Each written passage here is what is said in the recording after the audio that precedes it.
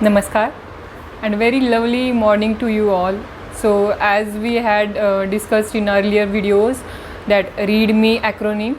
So we started with the acronym, this README acronym. In my second video you can see the long form. Still I will tell you now. That is R for reading, E for educating yourself, A for association, D for diet, and me is me time, your me time. So meditation and exercise. So we have discussed many books till now in that reading section, and we are going to discuss many more because I am going to continue my reading session, as I have joined one more class for speed reading, that is Read for Success at 5:30 am. So I will be giving you guidance about the same soon. And after reading, the next topic is educating yourself. So we are now starting with that education session of ourselves. I'm very happy, very excited to start with this podcast series. I was trying very hard for this podcasts, various podcasts. I have approached many other faculties too, and soon we are going to release one by one. So our first podcast series is started with a psychotherapist. Her name is Priyanka Kapoor, and she has various modalities and various treatment options for many emotional problems. You can approach her. She is going to give you the link in the description box below. You can comment also, and you can let us know what are your needs and what do you want to me to ask her about various emotional problems you are facing right now in this COVID times and in this lockdown period. So let's start, and let's hear from Priyanka Kapoor how she is doing and what she does and how can she help us. I'm pretty sure she will be helping us a lot with our with her wisdom. So let's hear from her. Hi, Vasundhara. Thank you so much for inviting me in this wonderful platform. And I'm very happy to help you all. And I would like to introduce myself a little bit that I am a relationship counselor, a psychotherapist, as well as NLP practitioner and CBT practitioner, and also a batch flower therapist. So I've been treating many patients and clients related to any kind of emotional problems, and I also use batch flower therapies in my practice to overcome any kind of intense emotional problems. So if anybody has any sleeping problems as well as any kind of disorder, so instead of giving them any kind of allopathy medicines, I use batch flower remedies. So that way I have been treating many people like that. And I also give a lot of webinars in many other platforms. So starting with our session, I would like to ask our first question, that is, what are emotions? Okay, what are emotions? Emotions are basically the intense feelings which we get it because of the surroundings, environment, people, work. So when we have a lot of intense feelings related, when we get affected with those environment and we feel some intense feelings, so those are actually emotions. And there are a variety of emotions with different kind of things around us. So because of that, we feel such things, and these are emotions. Yeah. Okay. Why do we feel sad or angry sometimes? There are many reasons for getting different kind of emotions, and there are some different kind of triggers basically. So like I will help you to I will explain to you with a different perspective and a different explanation that can you see the slide? Not yet. Yes, now. Okay, so there are actually two types of emotions, that is called primary emotions and secondary emotions. Because of the secondary emotions, we get primary emotions. So if suppose we have anger, or we feel joy, or we feel loved or sadness, so that is because those are only external. But internally, we are actually, there is another emotional need which is actually either getting affected or it's either getting fulfilled. because of which we feel either angry, sad, or we feel loved, or we feel fear, you know. So suppose you talk about anger. So there are many different kinds of emotions which are hidden inside because of which we feel angry. If you talk about sadness, there is a lot of different kind of emotions involved, like shame or jealousy or disappointment, or any kind of confidence you talk about, any kind of things you talk about. So because of that we feel sad. So if we actually focus on what exactly our secondary emotional need is, probably it will help you to get over with sadness. And if suppose the person is not feeling loved, for example, so there are many reasons behind it, because there are another very many secondary emotions which are hidden inside, because of which the opposite person is not feeling loved, like enthusiasm, appreciation, or jealousy, or any kind of trust, or self-esteem, or disappointment, or anything. So because of these kind of emotions also, many people don't feel loved. So what is that secondary emotion of yours? You need to figure out, you need to find out what is not being satisfied. Now when we talk about anger, there are many reasons. Like for example, anger, when we specifically talk about anger, now here below, this is called anger iceberg. Like this is an iceberg. Okay, anger iceberg. And over here, this is all secondary emotions. See now, outrage, boiling or exploding, enraged, mad, all these emotions, like inflamed or whatever, these are all secondary, these are all the reactions of anger, okay, which turns into a behavior.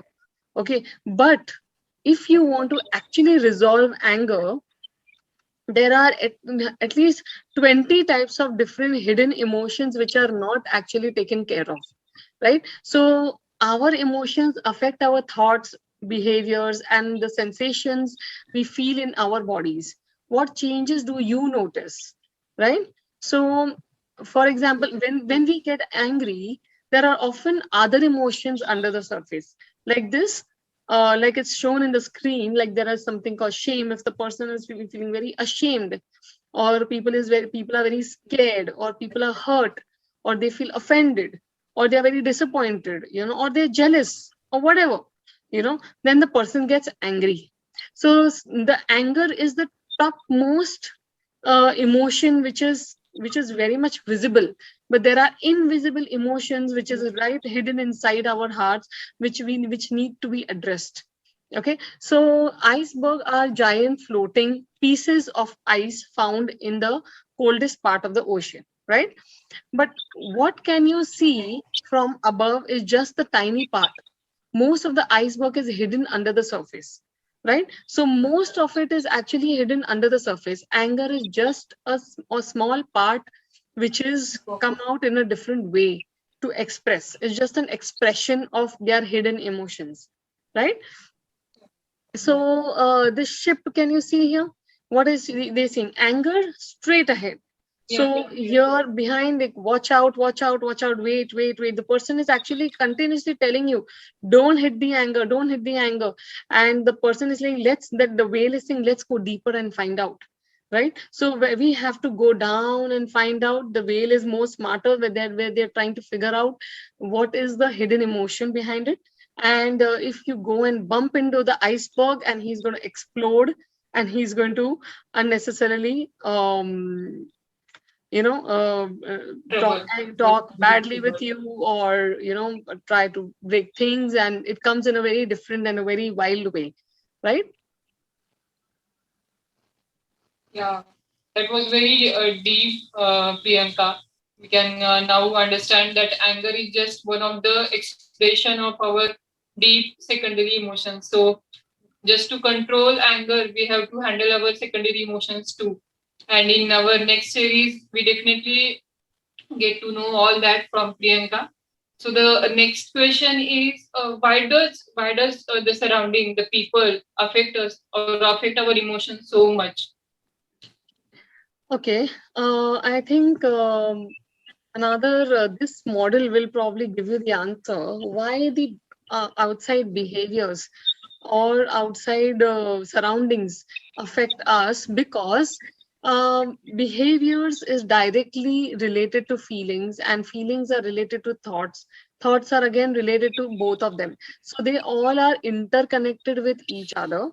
Like thoughts are connected with feelings and behavior, behavior is connected with feelings and thoughts, and thoughts is connect and feelings is connected with behavior and thoughts. Why does this happen? For example, if I just make you feel, do some meditation, okay, right now, and I just make you imagine that we are in a beach, and there is like a beautiful wind is blowing over there, and everything is so beautiful over there, the birds and the sea and the ocean, the waves. If I just make you imagine that, how would you feel? You will start feeling good immediately, right? If we suppose do any kind of imagination, if we just forget that, even if suppose we just go and watch a nice old album of our nice memories, so how we start feeling good, we start getting these flashbacks of those old memories, and we start feeling happy. Why do we do that? Because we automatically get into those thoughts, what exactly we had been feeling in those images we start imagining in our thoughts, which is there in the album, right? And even suppose whichever imagination which we feel when we are in the beach or whatever, we start imagining those things. So basically those are our thoughts, right? And then automatically we start feeling good about it. Oh, we were so happy. Oh, we start laughing. Oh, we start remembering. So automatically we start feeling all those things, and then automatically our behavior also starts getting changed.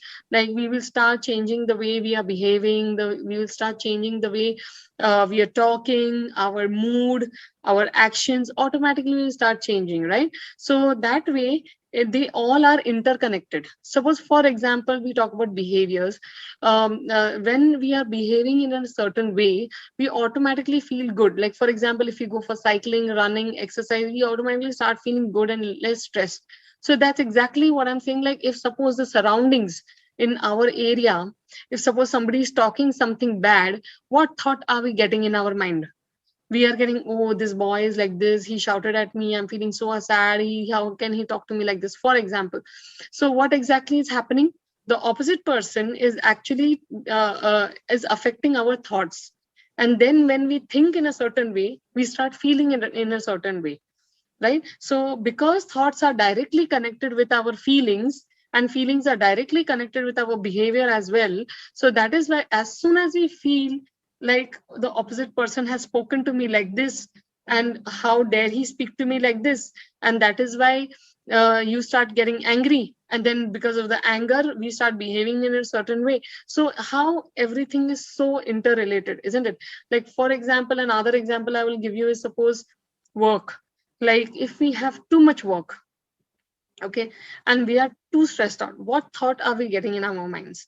We are thinking, oh my god, there is so much work, I can't do it, my everything is getting affected. What about my food? How will I make my food at home? I'll get late for my work. I will get late, my kids must be waiting. So all these thoughts are getting, oh, I'm getting so tired, how will I finish so much work together, and these people are like this only. So in the work, when we are at work and when we have so much work, the how is it affecting us? By thinking a lot of negative things, right? When we think a lot of negative things about suppose work, or we have any kind of worry about anything, and we are worried about something, so what exactly is happening? We are actually thinking a lot of things about mostly negative. When we think anything negative, we get into an anxiety. Okay, anxiety comes when we are worried. Irritation or frustration comes in the present when we have too much work, and what thoughts are coming that time? Oh, this person is like that only, my boss is like that, he's giving me so much work, oh, there's so much work, oh, the things are not getting over only, this that. So, and my back is paining, my body is paining, my head is paining. So what exactly are we doing? Our concentration is only on our negativity, like negative things happening to us, around us, or we are worried about any kind of negative situation which is going to happen. So these negative thoughts are actually affecting our feelings, and then again eventually behavior, right? So the surroundings, you talk about work or you talk about people or anything, it actually affects our thoughts and then eventually our feelings as well as behavior.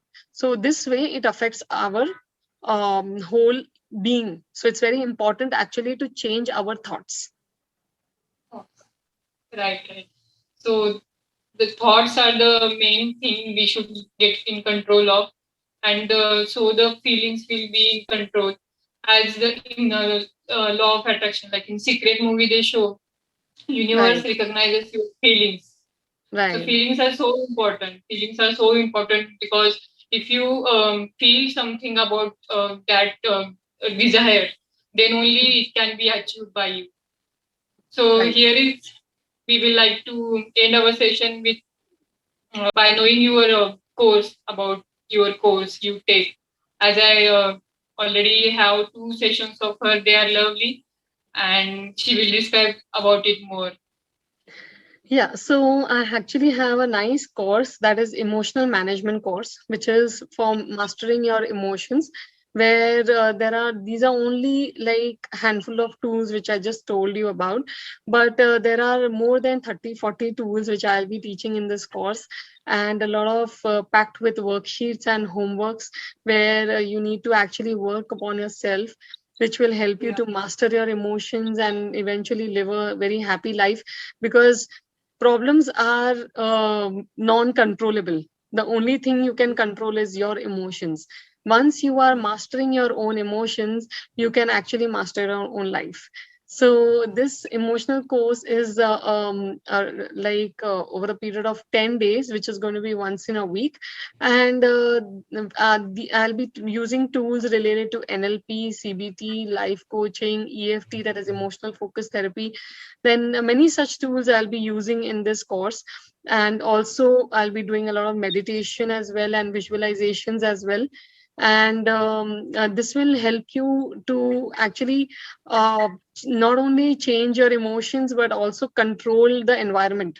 Even you'll be able to see the difference in your own environment, in your families, which will eventually give you happiness, because after all, relationships are the most important thing in our life. Once your relationships are sorted, you will definitely get happiness. So the key to success is just mastering your emotions. So if you Exactly, want more exactly. details So about I it, totally agree. yeah, so if you want more details about it, you can actually go to the link below, and you can click on it and you'll get more details about it, even the course details, as well as the duration, as well as the fees and everything, as well as the registration form. In case anybody is interested, they can just enroll it. Yes, I totally agree with Priyanka that the key to success is handling your emotion. And I definitely know that you will get benefit out of her course. It's very good. And there she engages yourself in your with your worksheets and all exercises. So you get always immediate result of your worksheets or whatever you are doing. So definitely it is worth to join her course, because I also see when my energy has changed, my daughter's Brinda's energy has also changed. She is sleeping with me early and she is waking up with me early, and she is quite a happy child now. So thank you, Priyanka, for guiding us with handling emotions and making us more human being because anger makes us really insane. So Right. thank you. Thank you so much, Vasundhara. I'm very glad that actually you're giving me this feedback. And I'm very glad that you're actually doing all the homeworks and everything, which is giving you results. Yeah. So I'm also very happy about it. Thank you so much. Thank you. Thank you. See you next time. See you.